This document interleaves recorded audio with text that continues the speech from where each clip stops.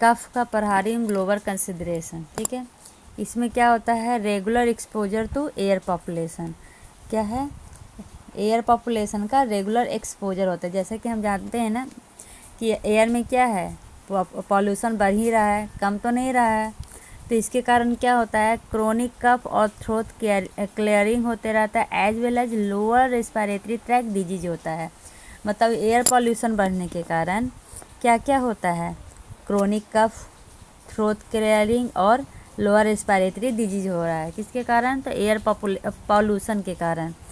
Smoke जो cooking से निकलता है, हीटिंग फ्यूल, मतलब जब हम फ्यूल को करते हैं तो उसके कारण जो गंदगी निकलता है, टॉक्सिक एक्सपोजर जब हम लोग काम करते हैं तब, ये सब के कारण क्या होता है, कफ और ज़्यादा बढ़ जाता है। जब हम लोग काम करते हैं तो जैसे घर ये सबको पेंट किए तो क्या निकला, केमिकल निकला। ये सब के कारण क्या होता है, एयर पॉपुलेशन तो बढ़ता ही है, इंडोर वर्क करो या आउटडोर वर्क करो, जिसके कारण क्या होता है, कफ होता है।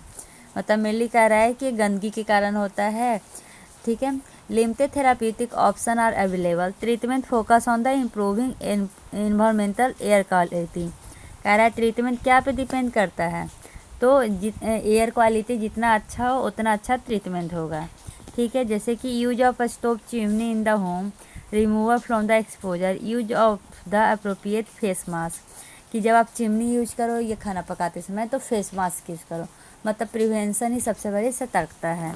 अब अगले वीडियो में अगला पार्ट।